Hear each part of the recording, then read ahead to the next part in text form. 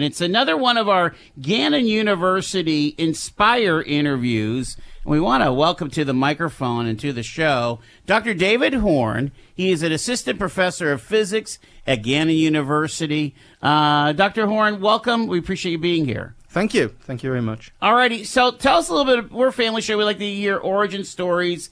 Tell us how you came up and how you got to Gannon. What was your journey like? Origins. It's a long journey. You've got the entire Atlantic in there somewhere. So you can probably tell by the accent. Yeah. Right? I originally came to the USA to work on the Mars Global Surveyor project. Okay. And Britain has a significant lack of space program, and America had one, Yeah, and it sure. still does have a good one. And so I came here initially to work on that. Did you come over as a PhD, or did you get your advanced degree here in the States? I came over for 1 year as an undergraduate. Okay. To the University of Toledo, where I was working on research projects to do with Mars, and they liked me. So I came back for graduate study and then basically stayed and went through not just my graduate studies, but postdocs and research and things like that, and changed gears a little bit. I changed from infrared observations of Mars because I was looking at dust storms on Mars. But it was infrared. It was looking at the heat signatures and things like that. So you're kind of a spectrum guy? Yeah, I'm on that spectrum end of things. Yeah. Less taking pictures. Well, we kind of like spectrum people because we're into RF, right? I mean, exactly. AM, FM, right? You're the other end of the spectrum. Yeah, we're on really low. Yeah, I don't deal with that end so much. Exactly. Yeah, I'm on the other end. All right, so that's cool. So, tell us, you teach physics at Gannon. Yep. Do you guys talk about space and some of these things that are happening in the solar system? We actually have an astronomy course as well that I instituted. So it doesn't tend to come into my core physics courses, but let me put it this way. If anyone actually starts talking astronomy to me, you've got to shut me up then. So it's a case of I do talk to people about it on a frequent basis, even though when the course isn't running. But when we have the course running, and it's integral, it's part and parcel of the educational experience there. What I would imagine, like a textbook that was written 12, 15 years ago would have to be totally rewritten in 2024 because we know so much more about astronomy and, with the revelations of the new, what's the new telescope? James Webb.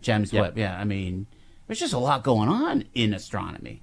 Yeah, I mean, absolutely. It really depends. Astronomy, again, is one of those big, big fields. So some parts of it move faster than others. Yeah. If you're dealing with things I would deal with, like planetary science and things like that, that's moved fast. We've seen technology jumping in the last, 25, 50 years with people landing on probes on Mars and things like that, and changing our picture of everything really, really quickly. We've been exploring the solar system at such a rate that, the older books I actually collect the older books just out of scientific curiosity. I like to look at things like the number of moons on Jupiter, when it was 8, and then it was 16 for the longest time when I was a kid, and now it's something like 60-something or 100 and something. Really?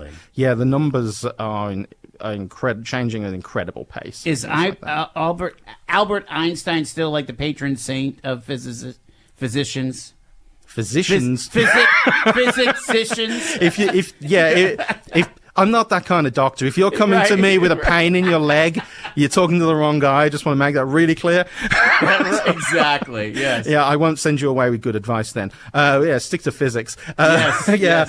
I mean, Einstein's equations and the things that Einstein did are still resonating onwards. We're discovering things. We're always, pushing things forward that little bit all the time. But there's still a lot of questions.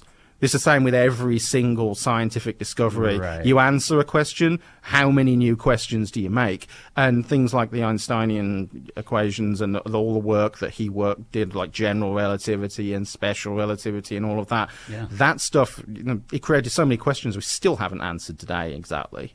Yeah, I would imagine you're rooting for Oppenheimer for Best Picture.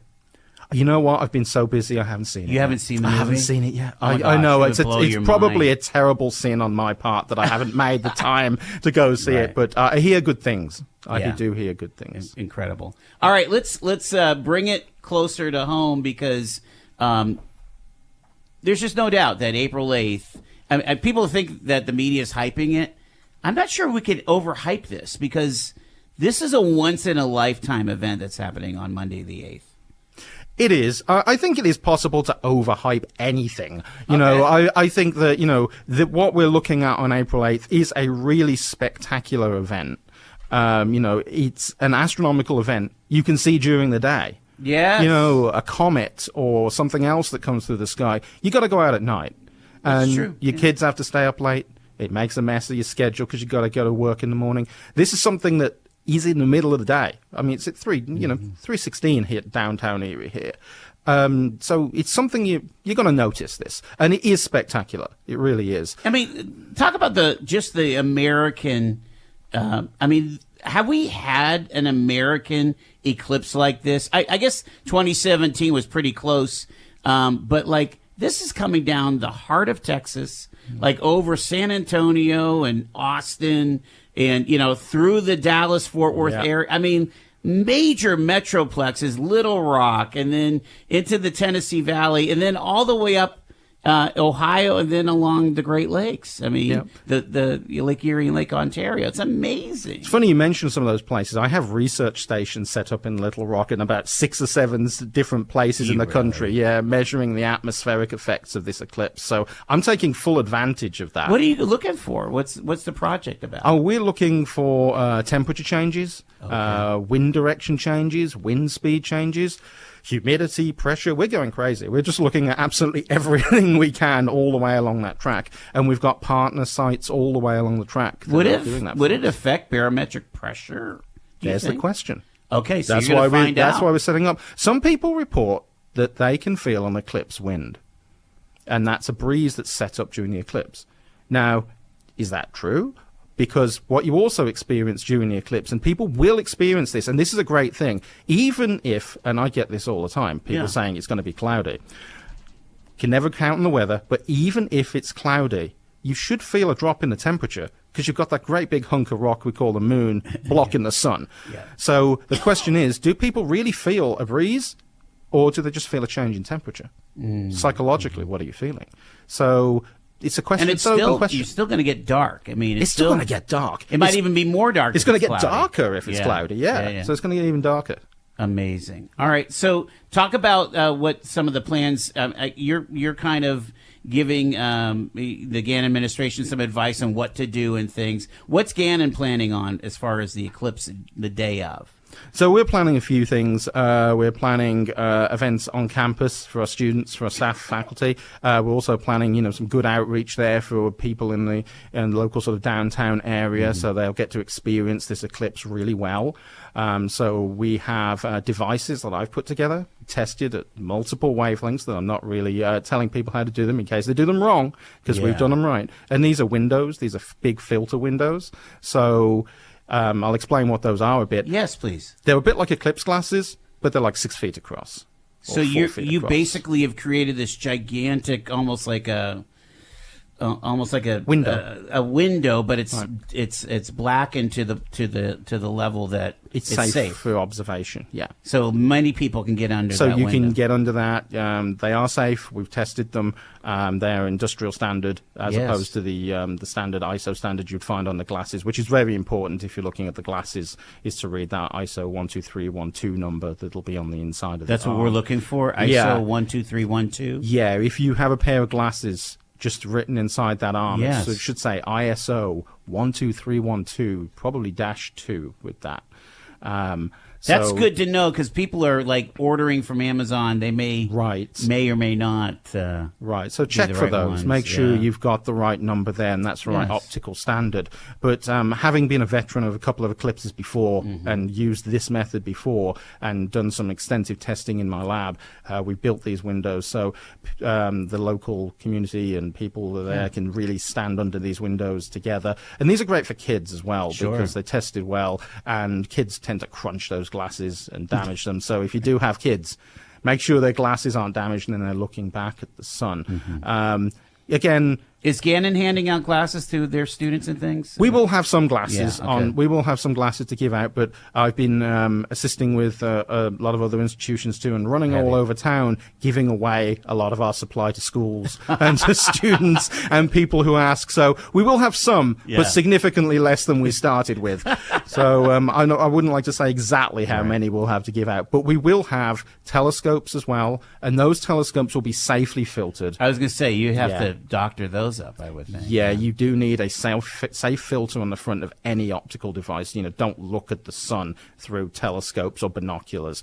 We have the filters on them. With the regular glasses or behind this window, if we have a clear day, will we see a corona, that ring of fire? Not behind the window and not with your glasses on. So this Okay, is something good to you know. have to really be aware of here. Yeah. Is the eclipse starts at about 2:02. Okay. Right. If you go out with your glasses on, which you should at this point because it's the very beginning, it's going to just look like the sun at 2:02. Don't look at it at 2:02. Go in the house and go, that was a waste of time. Okay, don't do that. The totality. And that's a different thing to the eclipse. The totality is the bit about halfway through where the moon completely covers the sun. That's the spectacular bit you want to see. And that from downtown Erie is about 3 minutes, 42 seconds. And that's the bit people are traveling to see. That's the bit they want to see. So right around 3:16 to 3:20. 3:16 to 3:20 is when you want to look. And that's when we're allowed to not have to wear glasses, right? Yes. So just look at it. Yeah, so at 3:16, you can take those glasses off and you can look at the total eclipse of the sun. And that's when you see the corona you talked about. That's where you see that If outer there's no atmosphere. clouds. If there's no clouds, I mean, Yeah. the clouds will stop you from Right. seeing it. If you are trying to use your glasses or trying to use a filter window or anything else, you won't see anything at 3:16 because it's It'll just be not just- bright enough. Wow. And at that point as well, you'll start seeing planets and stars coming out. It won't go quite as completely black, but you'll see all these astronomical objects coming out. And the important point is, though, that you take those glasses off at 3:16. Don't be afraid of looking at this thing, but be cautious.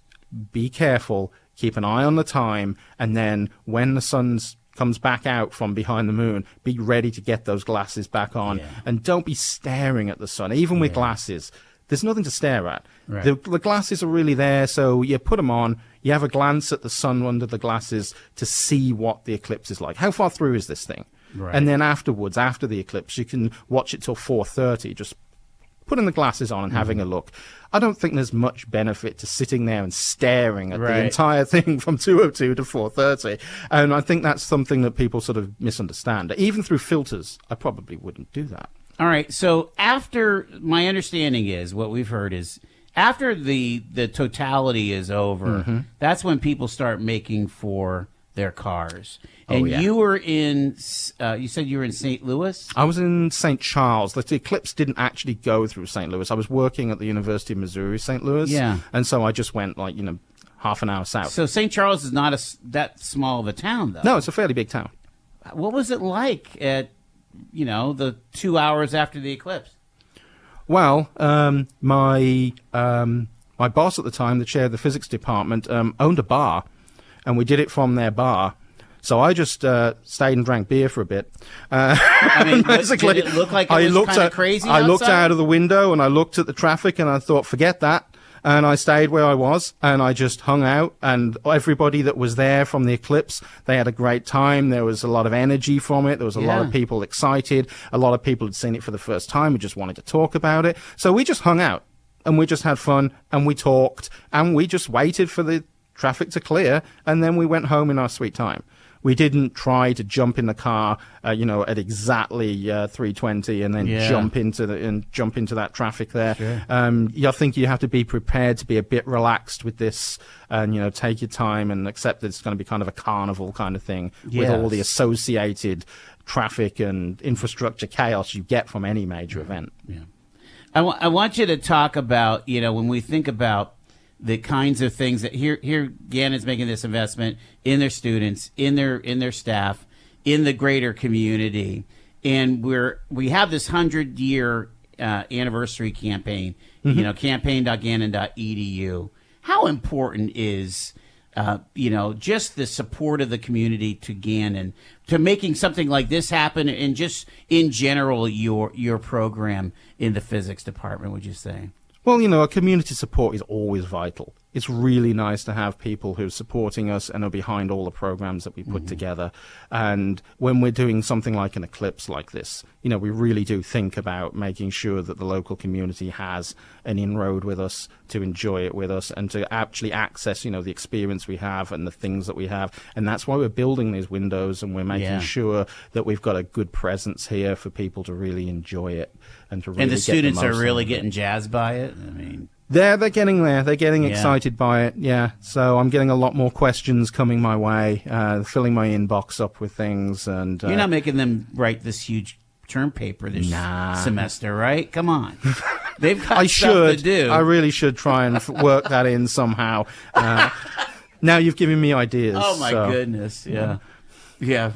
Well, I mean, again, their experience, your physics students, your astronomy students, in general, Gannon students living in this urban setting here are going to experience something that they'll never experience again. It's pretty remarkable. Right. I think the previous one was something like 1806. Wow. Next one is 2144. Yeah. If you're going to be in Erie. If you go south a little, you can see one by 2099 if you want to wait for that. But 2144, if you wanted to walk out onto the Gannon campus and see the next one, that's when you're talking. So you might want to catch this one while it's coming by. Just a hint. Absolutely. Well, you've got a lot of work to do in the next 30-some days. Oh, yeah. You? Tell me about that. Remind me about all I have to do. Wow. Well, we're going to be doing some coverage of all of this, especially on the public safety and transportation side in real time. But we'd love to get like a pre-recorded thing with you just to talk about, hey, here's some tips to watch for as a family, because people will be listening. So I appreciate it. Dr. David Horne, assistant professor of physics at Gannon University, and another Gannon University Inspire interview. I appreciate it very much. Thank you very much.